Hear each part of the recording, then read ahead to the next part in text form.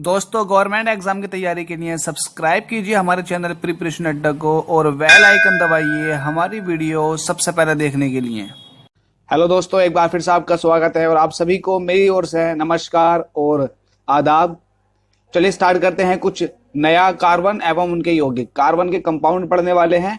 ये ल्यूसेंट का chapter number 9 है केमिस्ट्री का। इसमें हम कार्बन एवं उनके यौगिक पढ़ेंगे। अब कार्बन कहाँ होता है पहले देख लेते हैं। कार्बन की लोकेशन पीरियोडिक टेबल के अंदर कहाँ है और किस तरह से इसकी वैलेंसी या फिर ऑक्सीडेशन नंबर होता है देख लेते हैं। अब जैसे कि आप देख पा रहे हैं, कार्बन जो है फोर्थ ए ग्रुप में है। कौन से है? फोर्थ ए में। एक फोर्थ ए ग्रुप है और ये पी ब्लॉक में है। ये पी ब्लॉक होता है, ये डी ब्लॉक होता है और ये पीरियोडिक टेबल का एस ब्लॉक होता है। एस के अंदर जो होते हैं 2 इलेक्ट्रॉन आने की ताकत होती है। एस के अंदर एक ऑर्बिटल होता है और इसके अंदर 2 इलेक्ट्रॉन आ सकते हैं विपरीत चक्रण के। और पी के अंदर जो है 6 इलेक्ट्रॉन आ सकते हैं, इसलिए इसके अंदर जो होते हैं 3 ऑर्बिटल होते हैं। ठीक है।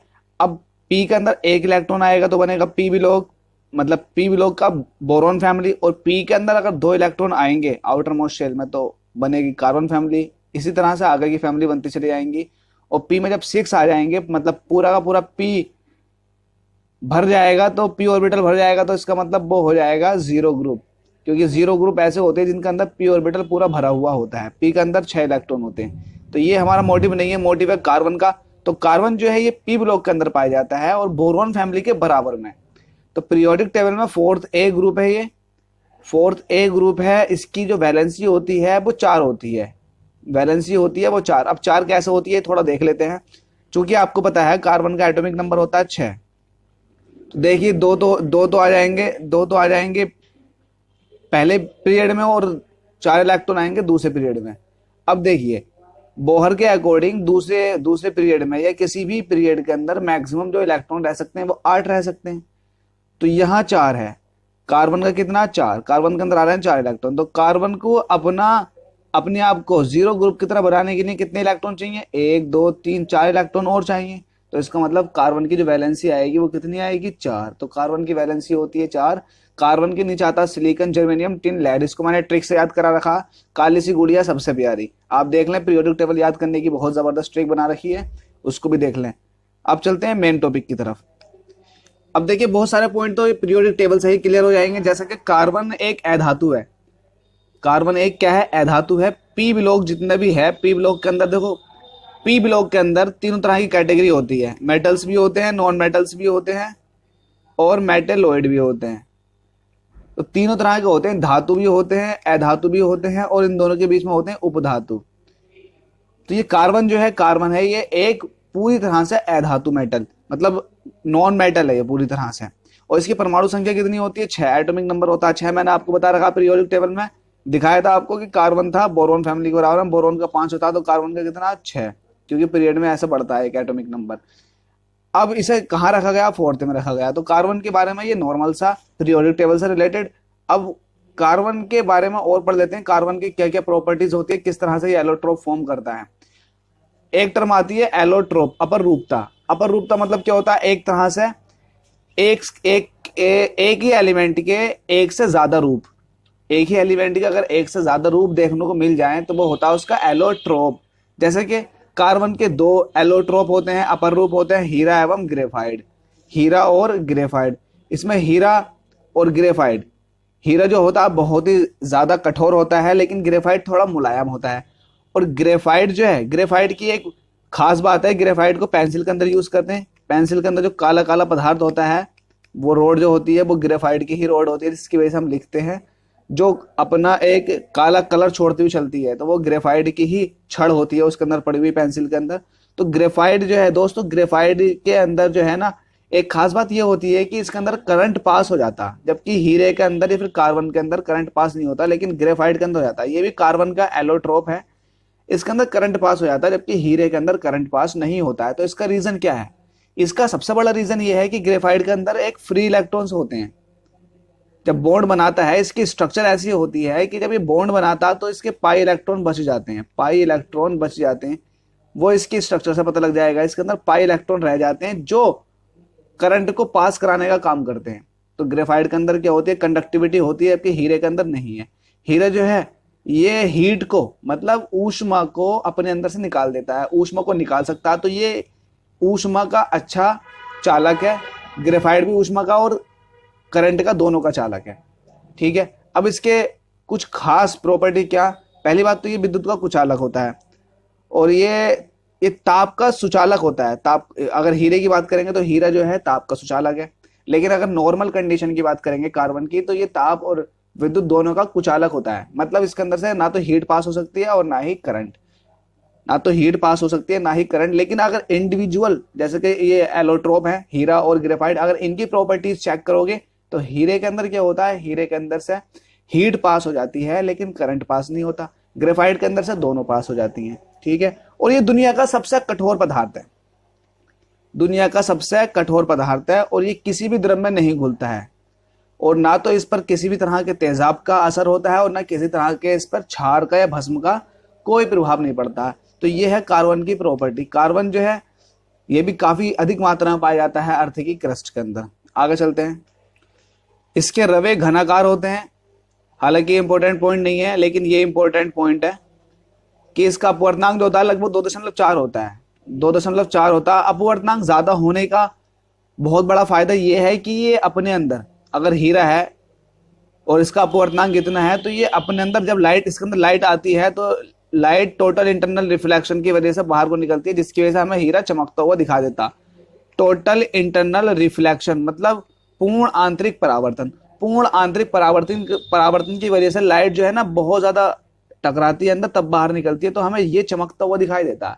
तो ये अगर कोई भी शीशा है और शीशा टूटा हुआ है, उसके अंदर क्रैक पड़ी हुई है, तो आप देखना ये क्रैक जो है आपको ये चमकती हुई दिखाई देगी। क्यों चमकती हुई दिखाई देगी? क्योंकि जहां क्रैक है वहां पर हवा पहुंच चुकी है और हवा के साथ मिलकर जो है रोशनी जो है वो TIR फिनोमिना जनरेट कर रही है।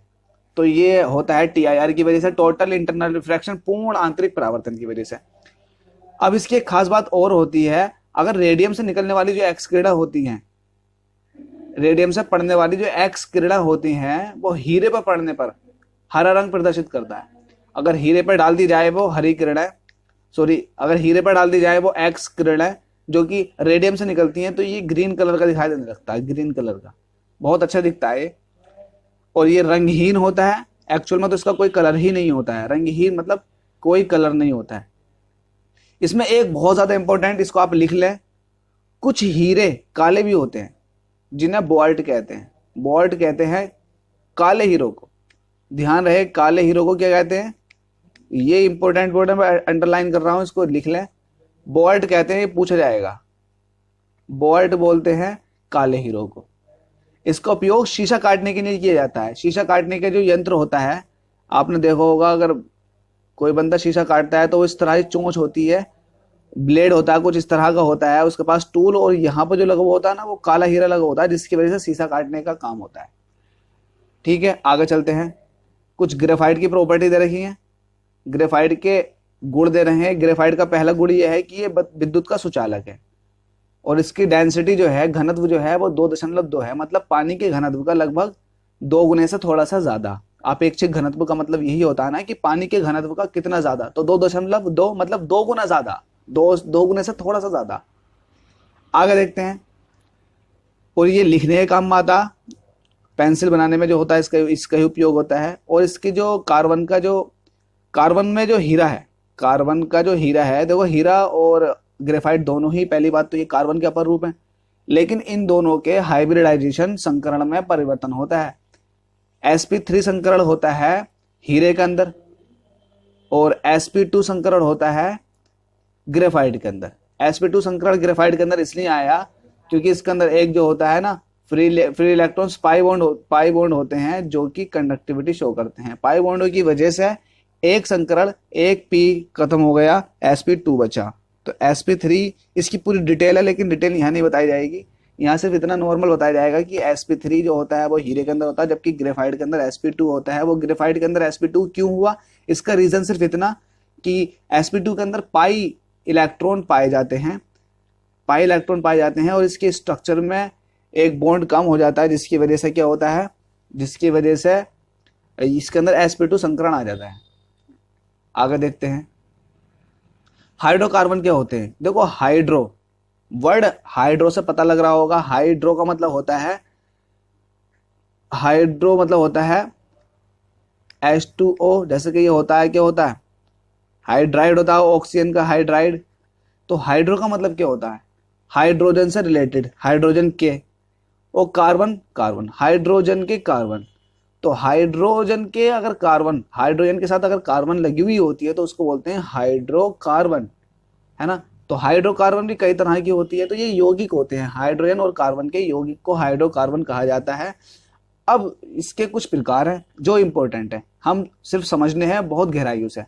एक होता है संतृप्त हाइड्रोकार्बन। तो संतृप्त का मतलब तो मैं पिछली वीडियो में बता चुका हूँ, संतृप्त कहते हैं किसको है, और असंतृप्त किसको कहते हैं, ये पिछली वीडियो में बता चुका हूँ। असंतृप्त वो होते हैं जो अभी पूरी तरह से संतृप्त नहीं हुए हैं।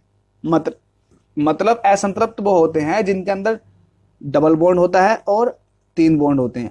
अगर कार्बन कार्बन के मध्य डबल बॉन्ड है या कार्बन कार्बन के मध्य 3 बंध बने हुए हैं तो वो असंतृप्त है।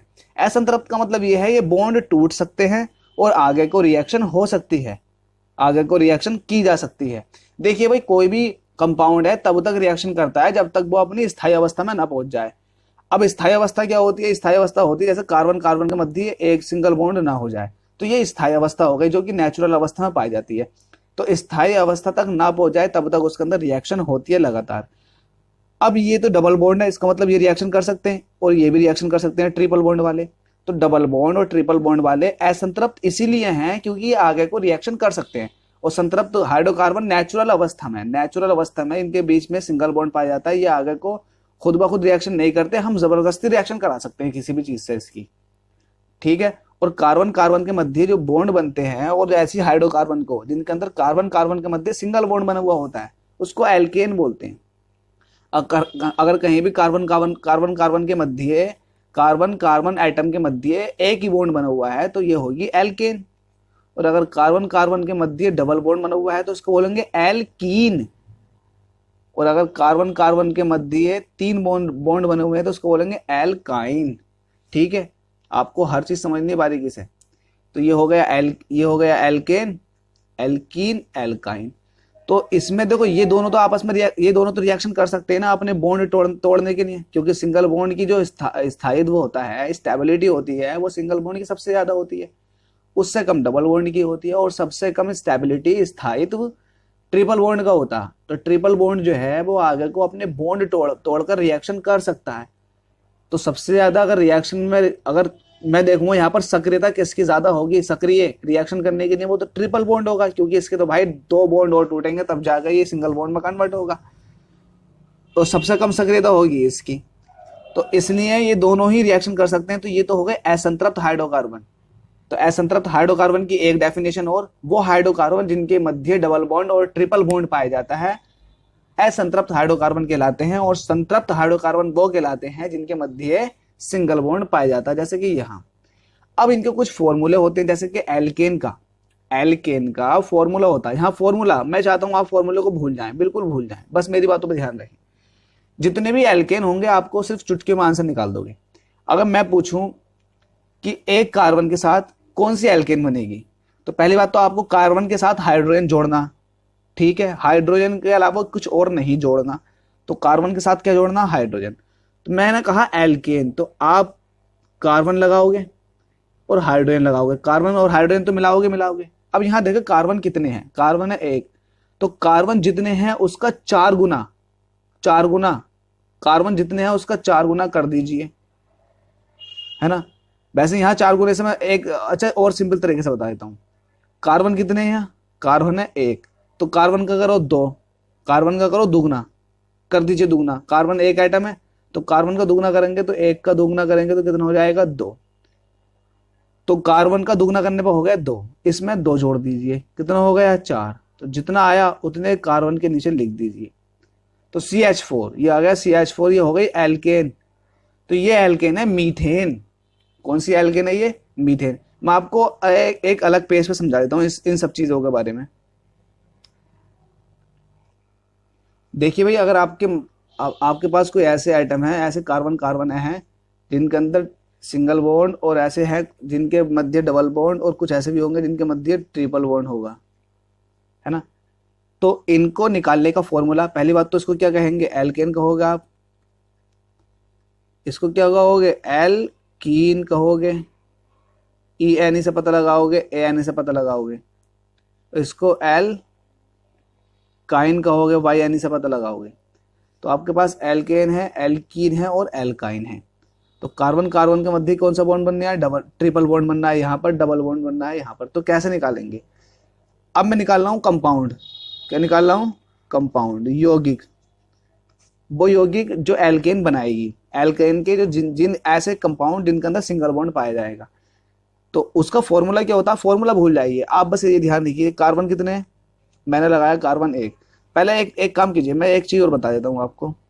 कार्बन की संख्या एक होती है तो उसको बोलते हैं क्या, मैथ, दो होती है तो एथ बोलते हैं। इसको मैं लिख के दिखा देता हूँ। अगर आपके पास एक कार्बन है, कार्बन कितने हैं, कार्बन है एक, तो बोलेंगे उसको मैथ। कार्बन दो है तो उसको बोलेंगे एथ। कार्बन तीन है तो उसको बोलेंगे प्रोप। और कार्बन चार है तो उसको बोलेंगे ब्यूट। कार्बन पांच है तो उसको बोलेंगे पेंट। कार्बन छह है तो उसको बोलेंगे हेक्स। कार्बन सात है तो उसको बोलेंगे हेप्ट। और कार्बन अगर आठ है तो उसको बोलेंगे ऑक्ट। कार्बन नौ है तो उसको बोलेंगे नॉन।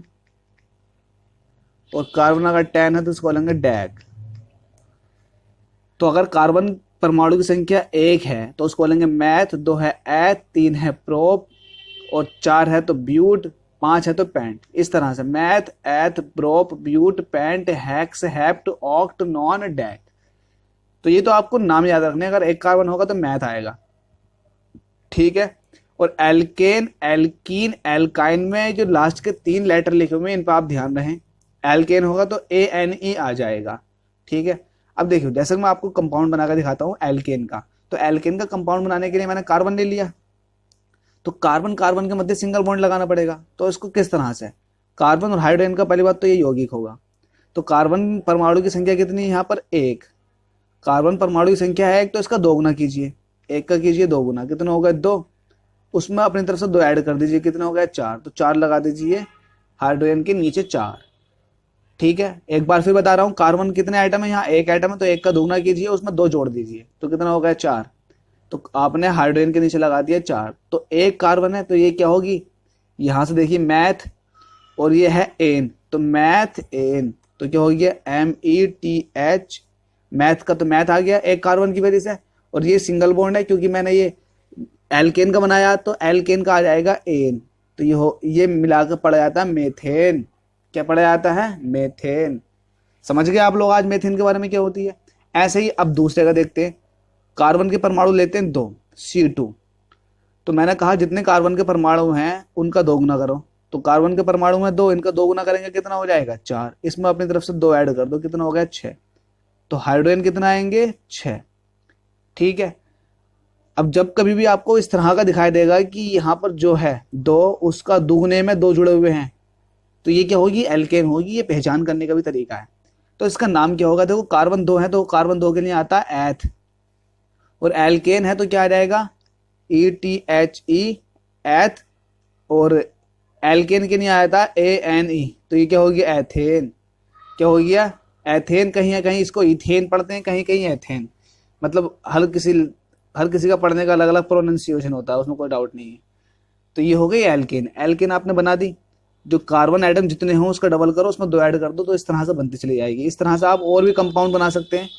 कार्बन संख्या के हिसाब से आप नाम यहाँ सेलेक्ट कीजिए, कार्बन का क्या होगा, और एल्केन बना रहे हो तो एल्केन में एन यहाँ से लीजिए। अब एल्कीन के लिए कैसा फॉर्मूला बनाएंगे, एल्कीन के लिए भी कार्बन और हाइड्रोजन के यौगिक ये भी होंगे। बस करना क्या है, करना ये है आपको, जैसे कि आपके पास कार्बन है, तो कार्बन है एक, कार्बन कितना एक, तो एक का जस्ट डबल कर दो, एक का जस्ट डबल कर दो, तो ये क्या बनती है, ये बनती है एल्कीन। क्या बनती है ये हो गई एल्कीन। बस आपने डबल किया है। अब एल्कीन में इसका नाम क्या होगा, देखो कार्बन एक है तो कार्बन एक के लिए आ गया मैथ, और चूंकि ये ईन है, एल्कीन है, तो इसका EN आ जाएगा लास्ट में, तो ये हो गया मैथीन। और अगर कार्बन दो के लिए बनाऊं तो कार्बन जितने हैं उसका दुगना कर दीजिए, दुगना कर दोगे, दो का दुगना होता है 4, तो C2H4 हो गया। तो ये C2H4 का फॉर्मूला क्या होगा, कार्बन 2 के लिए होता है एथ, चूंकि ये एल्कीन बना रहे हैं तो ENE आ जाएगा, ENE, तो एक E हट जाएगा तो हो गया एथीन। एथीन आपने सुना भी होगा, जिसको हम एथिलीन भी कहते हैं, तो ये एथीन होती है, समझ गए आप। तो कार्बन, इसका फॉर्मूला बनाने का एक तरीका हो, जितने कार्बन आइटम है उसका जस्ट दुगना कर दो, वो हो जाएगी हाइड्रोजन परमाणुओं की संख्या। इसमें क्या था, जितने कार्बन आइटम थे उसका दुगना करो, फिर उसमें 2 जोड़ो, तो वो होती हाइड्रोजन परमाणुओं की संख्या। अब एल्काइन में क्या होना है, कार्बन और हाइड्रोजन के बनने ये भी, तो जितने कार्बन है, सपोज दैट मैंने कार्बन ले लिए 3, तो जितने कार्बन है उनका डबल करो, कितना हो गया, 3 दूनी 6, उसमें से 2 कम कर दो, बचेंगे 4, तो ये होती है एल्कीन। अब मैंने कार्बन कितने यूज करें, 3, तो यहाँ आ जाएगा 3 के लिए प्रोप, तो इसको लिखेंगे प्रोप, चूंकि ये YNE लिया जाएगा इसमें से, क्योंकि एल्काइन है, तो ये हो जाएगा, ये नाम पड़ जाएगा प्रोपाइन। तो आपको एल्केन, एल्किन, एल्काइन में आपको फर्क समझ में आ गया होगा अच्छे से। अब आगे चलते हैं, बात चल रही थी असंतृप्त और संतृप्त की। तो असंतृप्त वही होते हैं जिनके अंदर डबल बॉन्ड पाए जाते हैं, असंतृप्त और डबल बॉन्ड ट्रिपल बॉन्ड पाए जाते हैं। असंतृप्त मतलब आगे कोई रिएक्शन कर सकते हैं, और संतृप्त वो होते हैं जिसके अंदर सिंगल बॉन्ड पाया जाता है। तो इसके बारे में मैंने आज पूरी डिटेल बता दी आपको। कुछ होते हैं एरोमेटिक कंपाउंड, एरोमेटिक हाइड्रोकार्बन, ऐसे हाइड्रोजन और कार्बन के यौगिक जो एरोमेटिक होते हैं, जो एक रिंग की तरह होते हैं, रिंग की तरह होते हैं, जैसे कि आपने देखी होगी बेंजीन, बेंजीन एक रिंग की तरह होती है ना।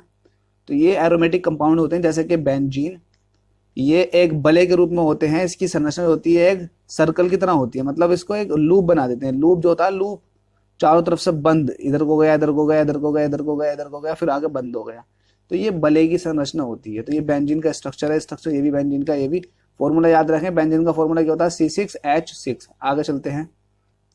अब जो हाइड्रोकार्बन कंपाउंड होते हैं उनके अंदर एक टर्म यूज होती है समावयवता, जिसको इंग्लिश में कहते हैं आइसोमेरिज्म। अब आइसोमेरिज्म या फिर समावयवता कहते किसे हैं, तो समावयवता कहते किसे, मैं आपको थोड़ा सा बता देता हूँ, आपको समझ में आ जाएगा तुरंत कि समावयवता है क्या। सपोज दैट आपके पास कोई फॉर्मूला है, कोई आपके पास कंपाउंड है, जैसे कि CH3CHO, ठीक है, CH3CHO, तो आप इसे ये भी कह सकते हो C2H4O। CH3CHO को आप ये भी कह सकते हो ना C2H4O। जैसे कि आप ऐसा मान लीजिए कि आपके पास C2H5O C2H5 है, तो आप इसे ये नहीं कह सकते हो C4H10O, वैसे आप ये भी कह सकते हो C4H10O को ये भी कह सकते हो C4H9OH, ठीक है, कह सकते हैं ना, बिल्कुल बिल्कुल कह सकते हैं। तो ये अलग कंपाउंड है और बन गए ये अलग कंपाउंड। तो फिर क्या हुआ, तो इसकी प्रॉपर्टीज कुछ और होंगी, इसकी प्रॉपर्टीज कुछ और होंगी, तो ये अलग अलग रासायनिक अभिक्रियाएं शो करेगा, तो ये रासायनिक अभिक्रियाएं अलग अलग शो करेगा। जिस तरह से ये रासायनिक अभिक्रियाएं अलग अलग शो करेगा और ये भी अलग अलग करेगा, लेकिन जो इनका मॉलिक्यूल है, कार्बन की संख्या, हाइड्रोजन की संख्या और ऑक्सीजन की संख्या तो समान है। तो ऐसे हाइड्रोकार्बन जिनका मॉलिक्यूलर मास, देखो इनका मास निकालेंगे तो मास तो सेम आएगा, जितना इसका होगा इतना इसका भी होगा, जितना इसका होगा उतना इसका भी होगा, क्योंकि जो एटम हैं वो थोड़े ना बदले हैं, भले ही स्ट्रक्चर चेंज हो गई हो, इनका लिखने का तरीका बदल गया हो, लेकिन इनके जो एटम हैं वो थोड़े ना बदले हैं। तो ऐसे यौगिक, ऐसे कार्बन के वो यौगिक जिनके अणुसूत्र तो अलग अलग होते हैं, है ना, आप देखो अणुसूत्र ये अलग है, ये अलग है, लेकिन इनका जो मास होता है ना, अणुभार समान होता है। क्या होता है, अणुभार मतलब इनका अणुसूत्र समान होता है, लेकिन ये यौगिक अलग अलग होते हैं। तो ऐसे यौगिक जिनका अलग अलग, तो इनका केमिकल प्रॉपर्टी शो कर रहे हैं, लेकिन मॉलिक्यूलर वेट इनका समान है, तो ये यौगिक कहलाते हैं एक दूसरे के समावयवी यौगिक, और इस घटना को बोलते हैं समावयवता। समावयवता का एक सबसे बड़ा उपयोग ये है कि इनकी देखो इसकी अलग अलग विशेषताएं होंगी, तो इसकी कुछ और विशेषताएं होंगी, लेकिन अगर इसका मैं मास निकालूंगा तो मास उतना ही आएगा जितना मास इसका आएगा। तो मास में किसी तरह का कोई फर्क नहीं आया, लेकिन इनकी प्रॉपर्टीज बदल गई। ऐसे बहुत सारे भी कंपाउंड बनाए जा सकते हैं, इनके थ्रू कुछ और कंपाउंड भी बनाए जा सकते हैं जिनका मॉलिक्यूलर वेट या फिर अणुसूत्र तो समान होगा, लेकिन इनकी इनकी लिखने के तरीके, स्ट्रक्चर अलग अलग होंगी। तो ये आइसोमेरिज्म भी कई तरह की होती हैं। एक तो होती है संरचनात्मक समाव्यवस्था। संरचनात्मक समाव्यवस्था का मतलब ये है, जैसे कि मैंने यहाँ संरचना कुछ और थी और यहाँ संरचना कुछ और कर दी, तो इसको बोलते हैं संरचनात्मक समाव्यवस्था। जैसे कि अगर मैं एक नॉर्मल फॉर्म लिखूँ CH3 और CH2 ऐसा कर देते हैं, और CH3 एक ही है मेरे पास। कोई कंपाउंड ये है, इस कंपाउंड का नाम क्या होगा? 2 मिथाइल 1 2 3 4 ब्यूटेन। सबके बीच में सिंगल बॉन्ड है, तो इसके लिए 4 कार्बन के लिए 1 2 3 4 कार्बन के लिए लगा है ब्यूटेन, और जो बाहर वाला था उसको मैंने अलग लिख दिया, 2 मिथाइल ब्यूटेन नाम इसका होगा। लेकिन क्या मैं इसको इस तरह से लिख सकता हूँ? CH3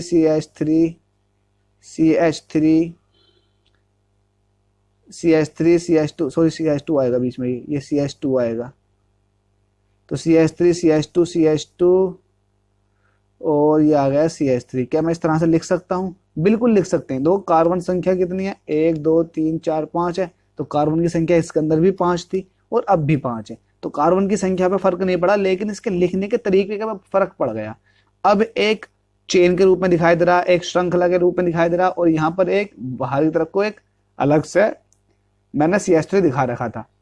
तो इस तरह की समाव्यवस्था में देखो, कंपाउंड का मॉलिक्यूलर फॉर्मूला तो समान है, क्योंकि मॉलिक्यूलर फॉर्मूला जो इसका निकल का आएगा वो इसका निकल का आएगा, या फिर यूं कहें जो इसका मॉलिक्यूलर वेट निकल का आएगा, अणु भार निकल का आएगा, वो इसका भी होगा, लेकिन इनके लिखने के तरीके अलग अलग हो गए। तो इसकी कुछ अलग विशेषताएं होती हैं, तो इसकी कुछ अलग विशेषताएं होती हैं। तो दोनों यौगिकों की अपनी अलग अलग विशेषताएं हैं। तो इस तरह की समाव्यवस्था को बोलते हैं जिसमें संरचनाएं बदल जाएं, संरचनात्मक समाव्यवस्था।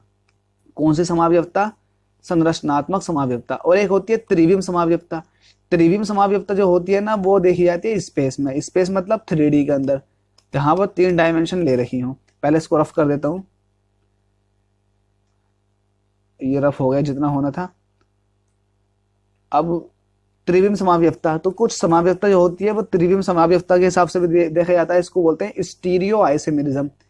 ये स्पेस में परमाणुओं के भिन्न प्रबंध के कारण उत्पन्न होती है। अगर कोई स्पेस में, स्पेस मतलब 3D के अंदर कोई आइटम अलग अलग तरीके से सज रहा है, कभी उसकी डायरेक्शन कुछ और आ गई, तो कभी उसकी डायरेक्शन कुछ और आ गई। मतलब अगर मेरे पास ऐसे मान लेते हैं, बनाने के लिए जगह नहीं है, मैं दिखा देता हूँ, यहाँ पर दिखा देता हूँ।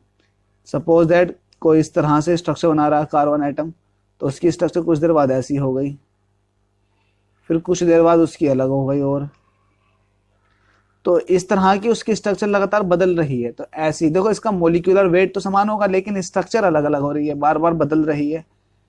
तो बार बार बदलने की वजह से क्या होगा, इसके अंदर प्रॉपर्टीज भी इसकी बदलती रहेंगी, प्रॉपर्टीज भी इसकी लगातार बदलती रहेंगी। तो ऐसी समाव्यवस्था को बोलते हैं त्रिविम समाव्यवस्था, और ऐसे यौगिक को बोलते हैं त्रिविम समावयवी यौगिक। स्टीरियो आइसोमेरिज्म बोलते हैं इस पूरी घटना को। अब एक टर्म यूज होती है पॉलीमराइजेशन, बहुलीकरण। बहुलीकरण क्या होता है इसके बारे में बता देता हूं आपको। अब मेरे पास कोई भी एक ऐसा यौगिक है, कार्बन के एक ऐसा यौगिक है जिसका मैं पॉलीमर बना रहा हूं। तो मोनोमर से, मोनोमर जैसे कि अगर एथिलीन है जिसको हम पॉलीथीन कहते हैं, पॉलीएथीन कहते हैं ना, पॉलीएथीन को हम क्या बोल देते हैं, पॉलीथीन बोल देते हैं। तो ये कभी एथीन था, तो एथीन के मैंने n नंबर ऑफ मॉलिक्यूल्स लिए हैं और इसको गर्म किया है, तो मेरे पास बन गया पॉलीथीन। तो ये हो गया एथीन का बहुलीकरण। बहुलीकरण मतलब का ये होता है कि बहुत सारे आपने अणु ले लिए, बहुत सारा अणु लेने के बाद, बहुत ज्यादा अणु लेने के बाद आपने रिएक्शन कराई है, गर्म किया है अलग प्रेशर पर, तो क्या बन जाता है पोली। पोली का मतलब एथीन के, पोली मतलब बहुत सारे अणु, तो इसको बोलते हैं पोली एथीन। आपने एक काम कीजिए, आपने नुक्तियां देखी होंगी, नुक्तियां जिससे लड्डू बनते हैं, तो नुक्तियां जो होती हैं वो अलग अलग होती हैं रखी हुई। तो हलवाई क्या करता है, इसको पकड़ता है और गोल गोल गुल्ला बना देता है। तो अल्टीमेटली गुल्ला किस चीज का बना हुआ, नुक्तियों का। तो ये एक नुक्ति जो कहलाएगी, ये कहलाएगी मोनोमर। क्या कहलाएगी, मोनोमर। मोनोमर जो ये लिखा हुआ मोनोमर कहलाएगी। और जो लड्डू बना है ये इन मोनोमर का हो गया, मोनोमर का हो गया पॉलीमर। तो ये इंडिविजुअल जो है ये मोनोमर है, और ये क्या है, पूरा का पूरा पॉलीमर। तो मैं यही बोला, पॉलीएथिलीन मतलब एथिलीन का पॉलीमर। तो इस अभिक्रिया को बोलते हैं पॉलीमराइजेशन। क्या बोलते हैं? पॉलीमराइजेशन, बहुलीकरण। अब इसके कुछ विशेषताएं हैं, विशेषताएं मैंने आपको बता दी, चलो फिर बता देता हूं। इसमें एक ही यौगिक अणु परस्पर संयोग करते हैं, किसी भी अणु का निष्कर्षण नहीं होता है। बहुलक का अणुभार मूल यौगिक के अणुभार का गुणक होता है। जो बहुलक होगा उसमें यही तो होगा कि कितने आप ये नुक्तियां मिला दी, हो सकता है 100 नुक्तियां मिला दी हो, तो जो इसका अणुभार होगा वो एक नुक्ति का अणुभार का 100 गुना होगा, अगर 100 नुक्तियां होंगी तो। बस यही था। अब कुछ प्राकृतिक बहुलक पाए जाते हैं, पॉलीमर पाए जाते हैं, जैसे कि स्टार्च, ये एक तरह की, ये प्लांट वगैरह में बहुत ज्यादा अमाउंट में पाई जाती है। स्टार्च एक तरह की शुगर है। सेल्यूलोज, ये भी क्या है, प्लांट्स में ज्यादा पाई जाती है। तो सेल्यूलोज, स्टार्च, ये एक प्राकृतिक बहुलक है, इंपॉर्टेंट है, इसको लिख लें भैया आप। प्राकृतिक बहुलक के उदाहरण कौन कौन से हैं? स्टार्च और cellulose. Cellulose and starch are natural polymer. अब आता है एक टर्म प्लास्टिक। प्लास्टिक क्या होते हैं? प्लास्टिक एक्चुअल में प्लास्टिक एक वो मटेरियल होता है, प्लास्टिक वो मटेरियल होता है जो रासायनिक अभिक्रियाओं के थ्रू तो बनाया जाता है, रासायनिक अभिक्रियाओं के जरिए बनाया जाता है। ये भी एक हाइड्रोकार्बन ही होते हैं, रासायनिक अभिक्रियाओं के जरिए बनाए जाते हैं। और इसमें से कुछ ऐसे होते हैं कि जो तापमान देने पर पिघल जाते हैं, लेकिन कुछ ऐसे होते हैं जो जिन्हें पहले आप तापमान दे दो पिघल जाएंगे, लेकिन अगर आपने एक बार तापमान दे दिया, एक बार गर्म कर दिया, उसके बाद वो अपनी जिस शेप में आ जाएंगे वही शेप ठान लेंगे। उसके बाद आप कितने भी गर्म कर लीजिए, वो अपनी अवस्था को नहीं बदलेंगे।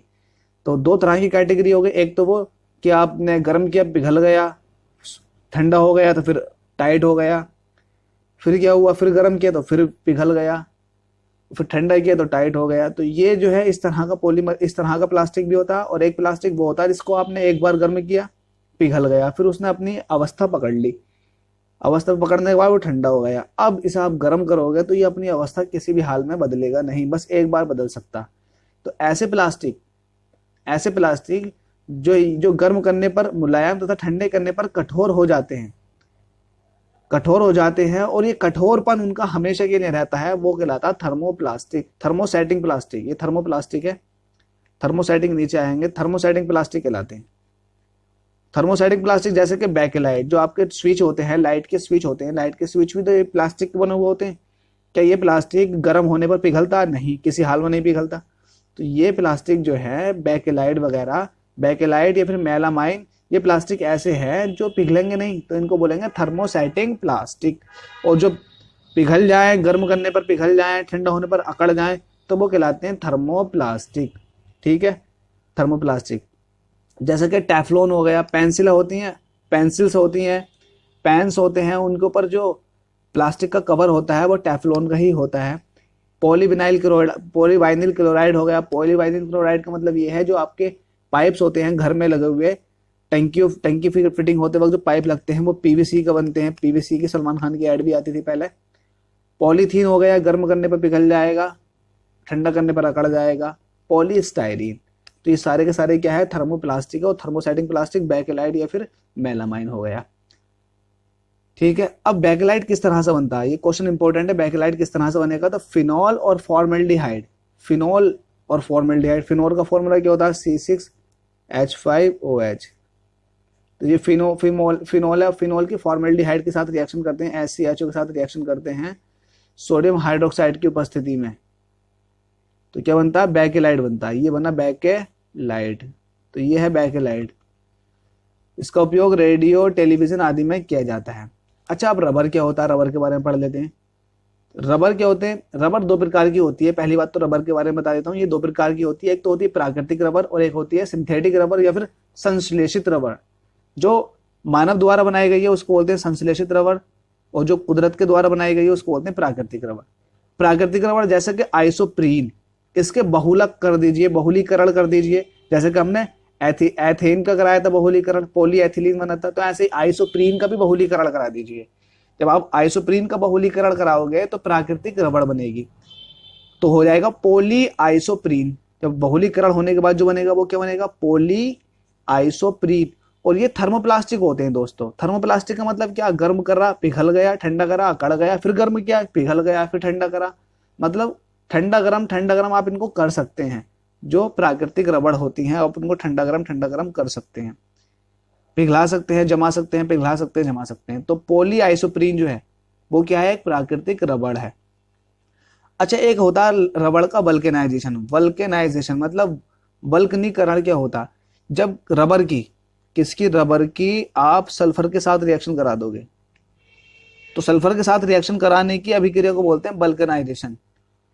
इससे फायदा क्या होता, देखो भाई रबर जो होती है ना वो इतनी मजबूत नहीं होती है शुरुआत में, जब ये कच्ची रबर होती है इतनी मजबूत नहीं होती है, तो इसके अंदर जो है सल्फर डाल दिया जाता है। सल्फर डालने से क्या होता है, सल्फर जो है बॉन्ड बना लेता है, और बॉन्ड ऐसे बनाता है कि पूरी की पूरी रबर को जो है एक पैटर्न के रूप में, उसके एटम्स को पैटर्न के रूप में अरेंज कर देता है, क्रॉस लिंकिंग कर देता है, जोड़ देता है बहुत मजबूती से, जिसकी वजह से वो एकदम नहीं टूटती है। तो ये है वल्केनाइजेशन प्रोसेस।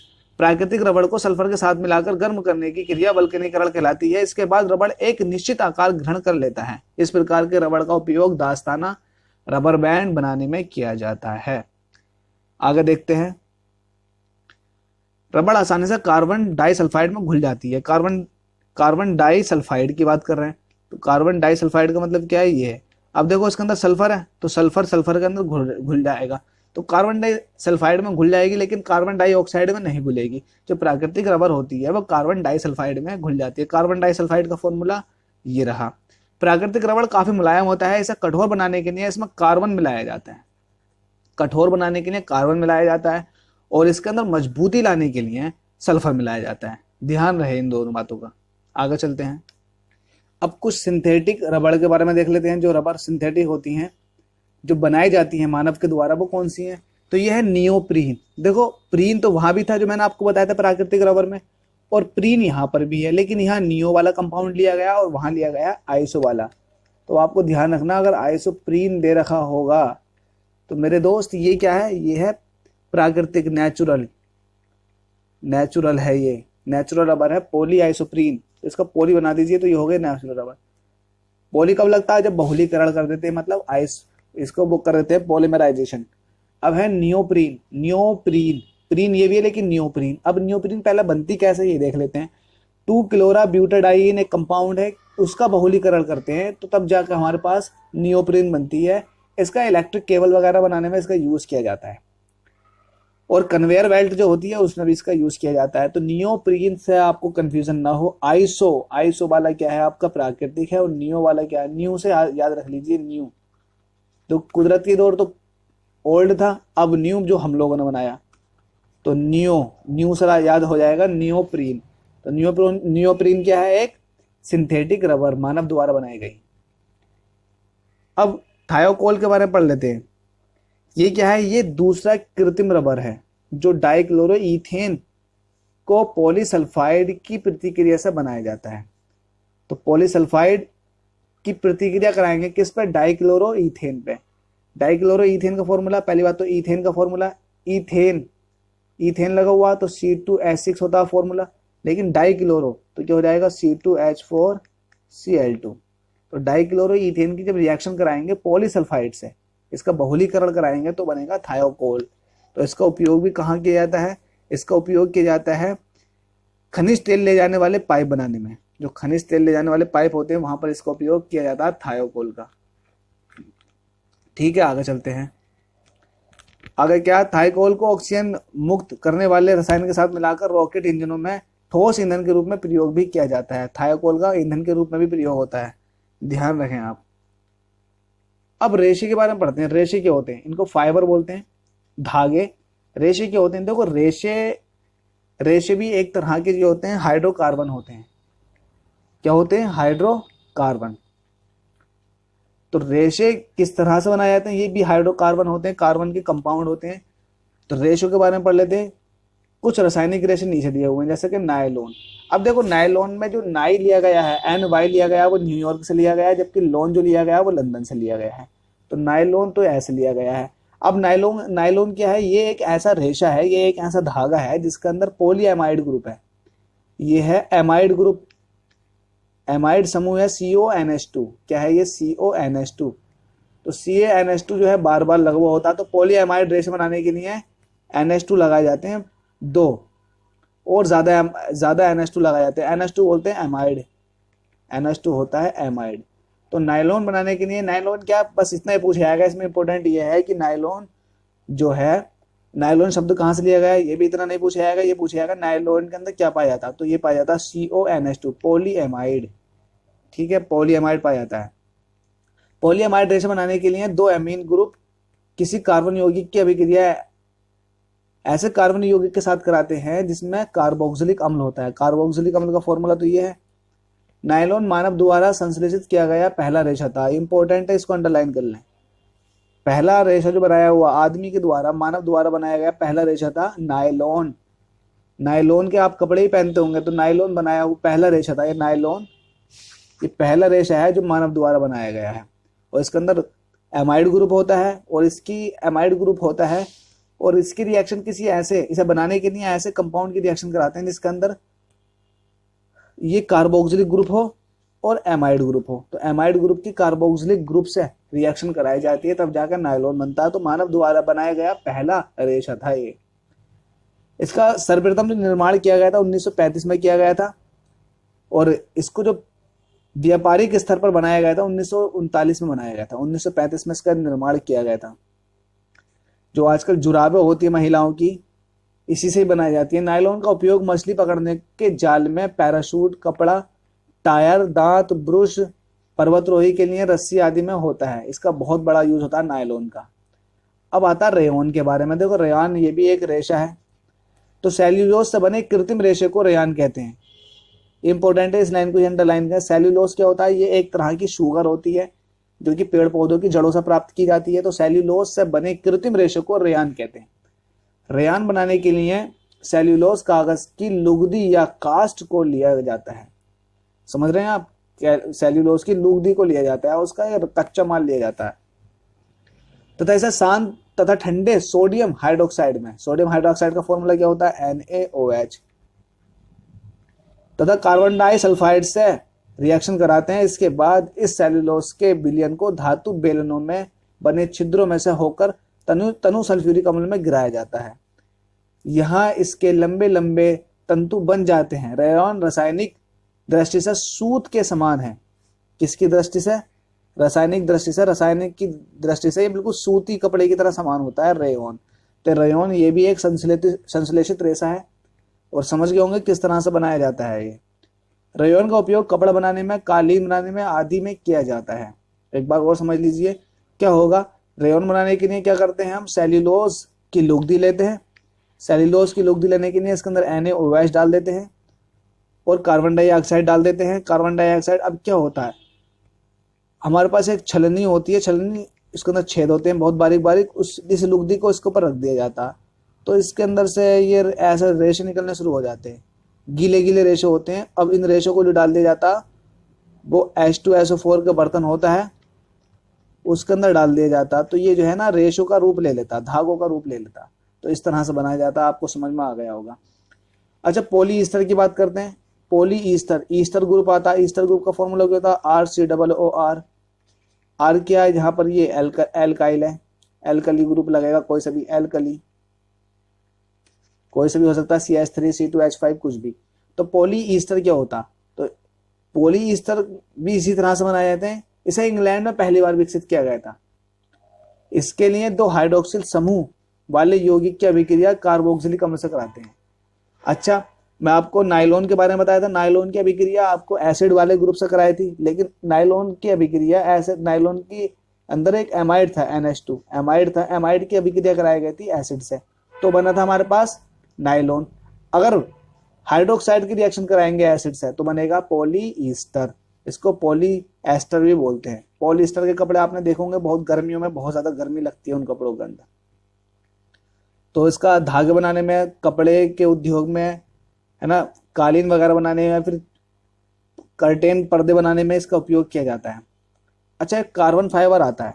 कार्बन फाइबर किसको बोलते हैं, कार्बन फाइबर कार्बन परमाणुओं की लंबी श्रृंखला से बने होते हैं। इनका कोरोजन नहीं होता किसी तरह से, ये खराब नहीं होते हैं। इनका निर्माण सिंथेटिक रेशों को ऑक्सीजन की अनुपस्थिति में गर्म करके किया जाता है। अगर आपके पास सिंथेटिक रेशे हैं तो उन्हें ऑक्सीजन की अनुपस्थिति में गर्म कर दीजिए, जिससे रेशे अपघटित होकर कार्बन फाइबर उत्पन्न करते हैं। इसका उपयोग अंतरिक्ष यान तथा खेल कूद की सामग्री बनाने में किया जाता है। तो कार्बन फाइबर कुछ नहीं है, आप जितने भी आपके पास सिंथेटिक रेशे हैं जो आपने बनाए हैं अभी तक अपनी मेहनत से, उन रेशों को वायु की अनुपस्थिति में गर्म कर दीजिए किसी चीज में रख के, तो ये क्या होगा, ये कार्बन फाइबर का रूप ले लेगा, कार्बन फाइबर का रूप ले लेगा। तो ये थे कार्बन फाइबर, इनका उपयोग अंतरिक्ष यान वगैरह में किया जाता है या फिर खेल कूद की सामग्री होती है उसको बनाने में। आगे देखते हैं। अब देखिए भाई, कार्बन और हाइड्रोजन के कंपाउंड तो पेट्रोलियम में भी हैं, क्योंकि पेट्रोलियम जितने भी खनिज तेल हैं, पेट्रोलियम वगैरह, ये कार्बन और हाइड्रोजन से बने ही यौगिक होते हैं, कार्बन और हाइड्रोजन से बने ही यौगिक होते हैं। तो पेट्रोलियम के अंदर भी कुछ कार्बन हाइड्रोजन के कंपाउंड है, तो उनको भी देख लेते हैं। अच्छा, पेट्रोलियम उत्पाद कौन कौन से होते हैं, उनका उपयोग क्या क्या होता है। तो पहला तो मैं आपको बता देता हूँ, पेट्रोलियम उत्पाद का उपयोग कौन कौन सा। प्राकृतिक गैस जो बहुत ही बड़ी पैमाने पर यूज की जाती है, रसोई गैस के रूप में यूज की जाती है, और इसको इंडस्ट्री के अंदर भी यूज करते हैं हीट बनाने के लिए, आग के लिए। और जो गैसोलीन वगैरह होती है, पेट्रोल गैसोलीन, इनको हम जो अपने व्हीकल वगैरह में यूज करते हैं, गाड़ियों में यूज करते हैं। और नैप्था कहाँ यूज होता है, ये संश्लेषित रेशे, सिंथेटिक रेशे के उत्पादन में किया जाता है इसका उपयोग। और कैरोसिन ऑयल, इसका उपयोग भी हम अपने लैंप वगैरह, जो घरों में लैंप वगैरह होते हैं उनके अंदर डालते हैं। जो पहले लैंप चलते थे उनमें कैरोसिन का तेल डालते थे, तो यहाँ पर इसका यूज है। और डीजल का यूज, डीजल इंजन में जो हम डालते हैं डीजल, वहाँ इसका यूज है। और लुब्रिकेंट ऑयल का यूज हम स्नेहक के रूप में यूज करते हैं, स्नेहक किसी चीज को चिकना करने के लिए इसका उपयोग किया जाता है। और पेट्रोलियम जेली का उपयोग करते हैं स्नेहक, इसका भी उपयोग स्नेहक के रूप में करते हैं, मतलब सुंदर, अपने आप को सुंदर बनाने के लिए। जैसे कि आपके पास वैसलीन है, वो भी एक स्नेहक तेल है, वैसलीन होती है, वो भी पेट्रोलियम उत्पाद है। आपको यकीन नहीं आए तो आप उसके पीछे देख लेना, वैसलीन जो होता है वो पेट्रोलियम प्रोडक्ट होता है, इस कैटेगरी में आता है। वो पेट्रोलियम जेली या फिर स्नेहक तेल की कैटेगरी के अंदर आता है। उसे चेहरे पर लगाने के लिए यूज किया जाता है ताकि आपके चेहरे पर नमी बरकरार रहे।